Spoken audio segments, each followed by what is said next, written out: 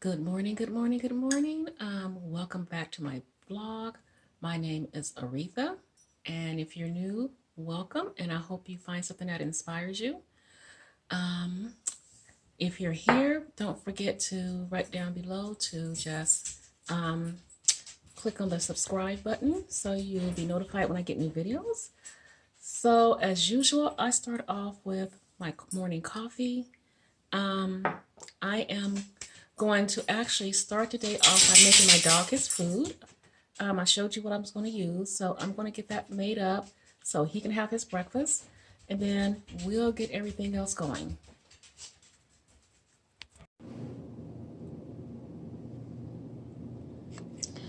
Some calf liver,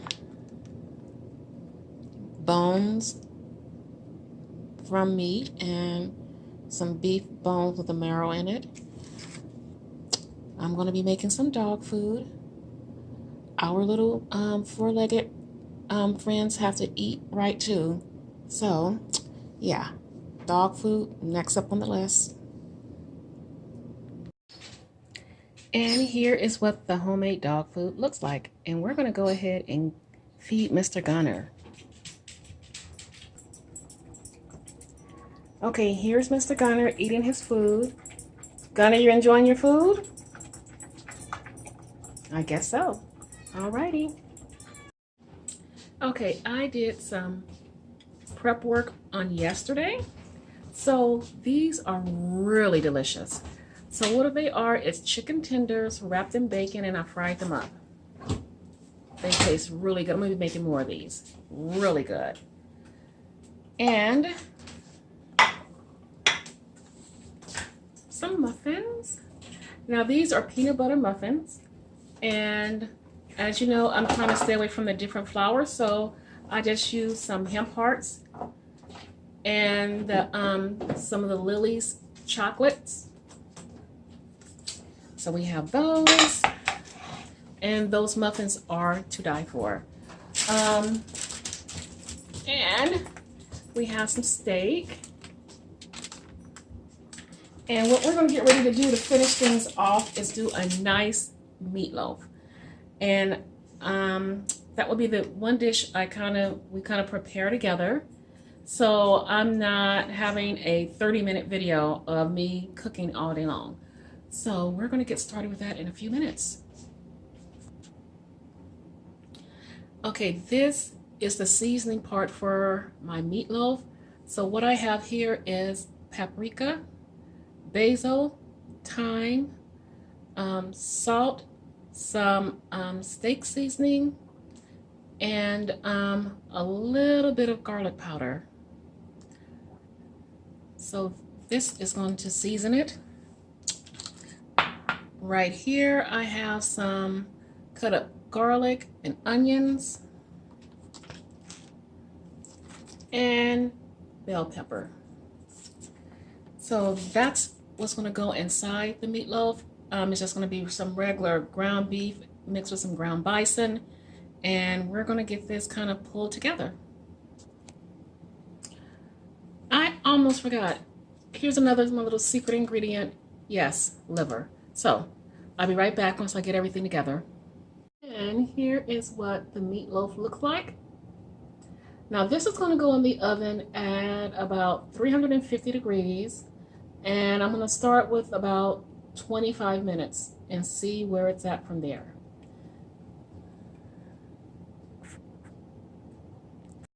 Okay, there's the meatloaf. It's cooking in the oven. I pulled it out, and I also just drained it, and I reserved some of the drippings. So yeah, here are the drippings from it in this little measuring cup here. And I'm going to use the drippings to help make, a sauce for it. So we're going to let this finish cooking. I think it has about 10 more minutes, and then we're going to be whipping up the sauce. Okay, we're going to make the sauce for the meatloaf. So some tomato sauce and the drippings from the meatloaf. So all I'm going to do is just, pour it in like that and kind of give it a good whisk. And just a little bit of salt because it already has a nice flavor to it, probably. But we're going to taste it. Just a little bit of salt and whisk together. Let's see. Yeah, that's perfect. And we're going to pour this over our meatloaf and let it finish cooking. And here is the meatloaf in all her glory. It looks so delicious. I love a nice saucy meatloaf, and it helps that it cut the carbs by me adding the juices from the meatloaf along with the tomato sauce. Normally I would add probably like 3 cans of tomato sauce. So yes, this is perfect.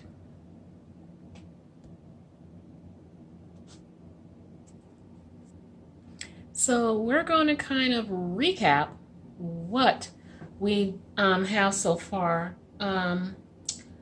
We have the steaks. We have the chicken. Well, the chicken tenders wrapped with bacon. And we got the meatloaf. So the only thing left for me to do is figure out, excuse me, if I want to, some veggies. And which will more than likely be something like cauliflower or broccoli, which is so easy just to throw together. Not even a big deal. So that's going to conclude the part for meal prepping. What I want to do is have a sit-down chat with you guys. No one, as a child, grows up and says, oh, my dream is to be obese. That just does not happen. Somewhere along the lines, if you were obese as a kid, there were some bad learned behaviors or some really bad experiences, but no one really wants to be obese. I didn't want to be obese, and I was not obese until after my, I wanted to say it was like my very late 20s, early 30s. So I struggled with it, and I'm getting ready to turn 50. So I struggled with that for quite some time. And everyone, at some point, hopefully, you get this wake-up call where it's time to change. Me, at my heaviest, I was 263 pounds. Now, I'm 4'11". That is considered, for my height, morbidly obese. Back in 2013, I'm going to go back even a little bit before that, probably like 2012. I noticed I was having problems even prior to that with my weight. Back problems, knee problems, huffing and puffing. It was bad.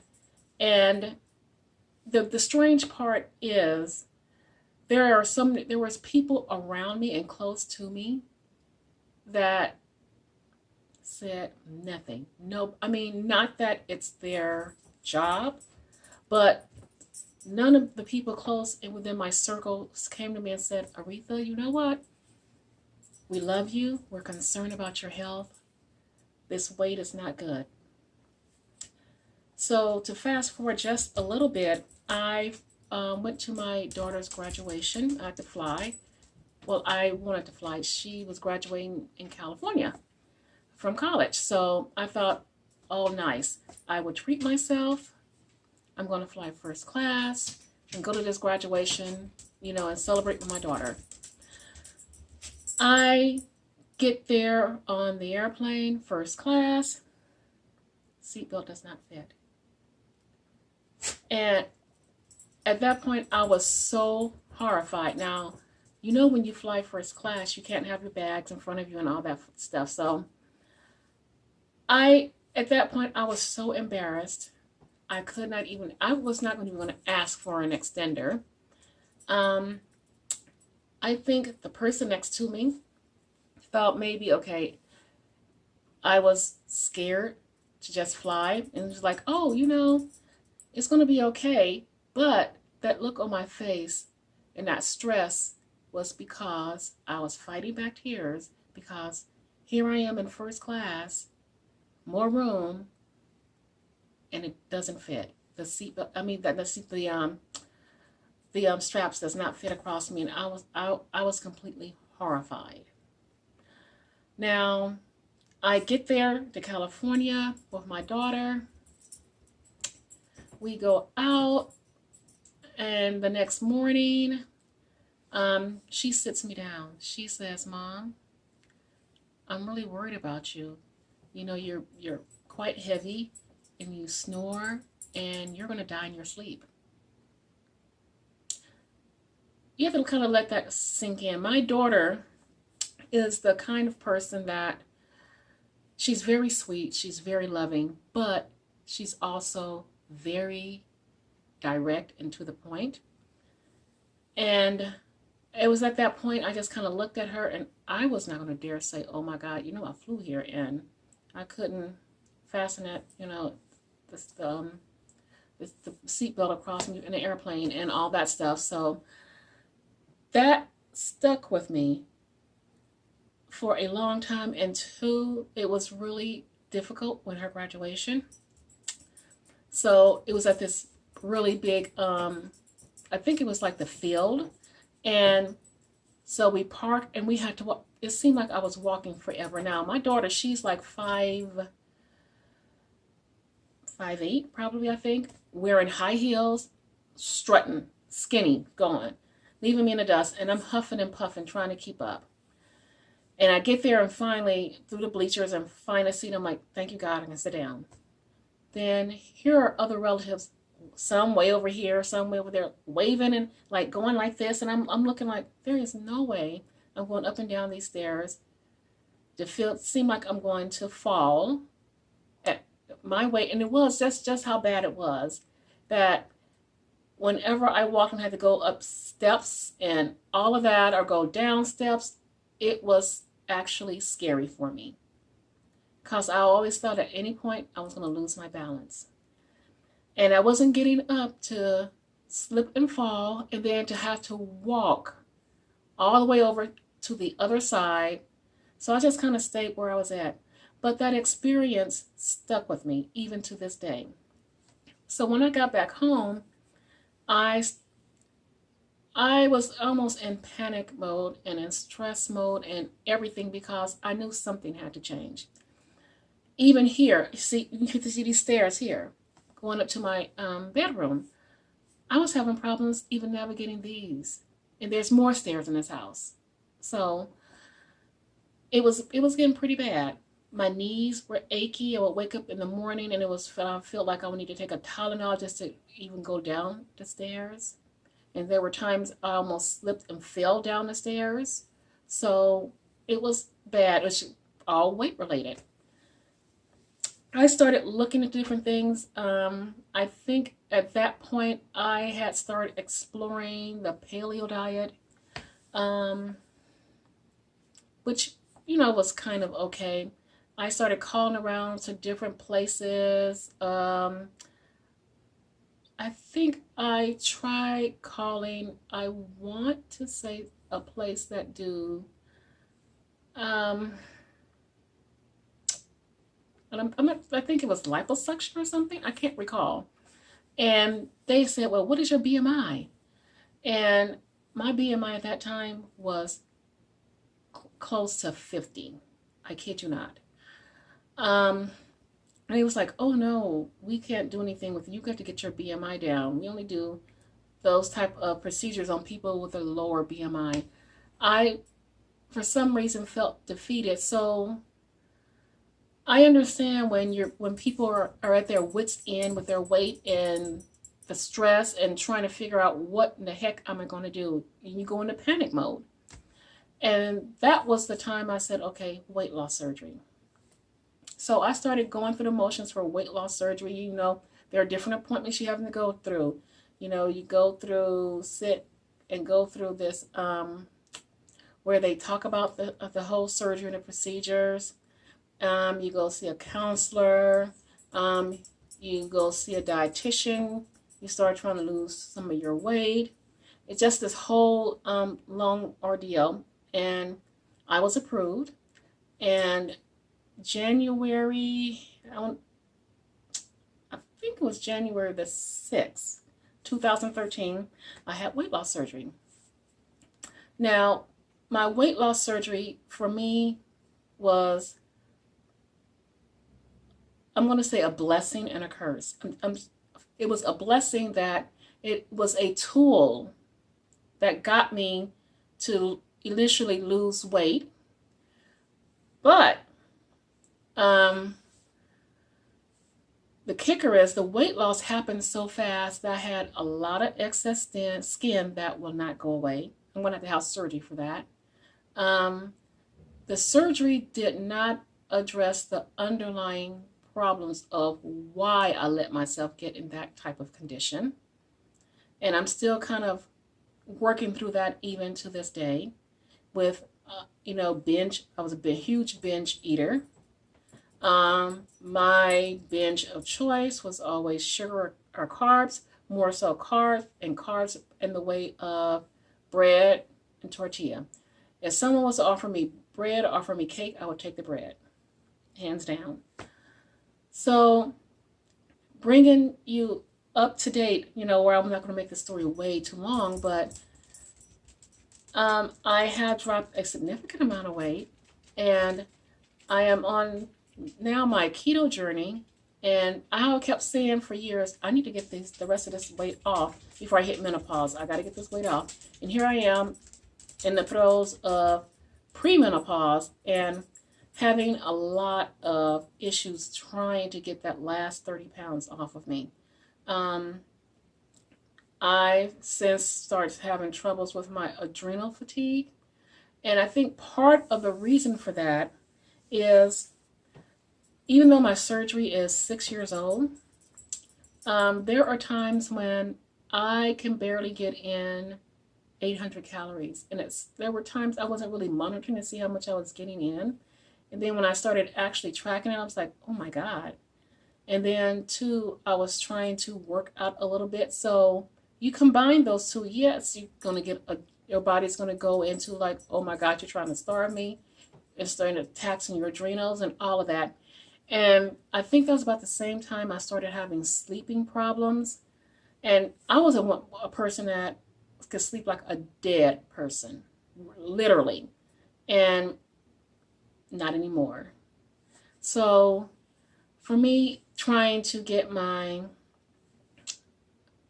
hormones adjusted where they're level again, get my sleeping adjusted, and trying to lose the weight is still, this last little phase that I'm still trying to work through. And when I watch other YouTubers that's struggling, and I see some of those comments can be so harsh and so mean. You don't walk in someone else's shoes, and then and to know what they're going through, and yet they get judged so hard. And in a way, I'm sort of glad I don't have one of those big YouTube channels where I'm having all these comments, and some of them are just horrific. So, and I don't know how some of these YouTubers deal with that, because it is very difficult when you're trying to lose weight and you're exhausted, you're trying to figure it out. And I think with any lifestyle change, it is a journey. It is a journey to figure out what works for your body. And I used to say it's a journey to figure out what works for you, but in actuality, it's what's going to work to make your body healthy.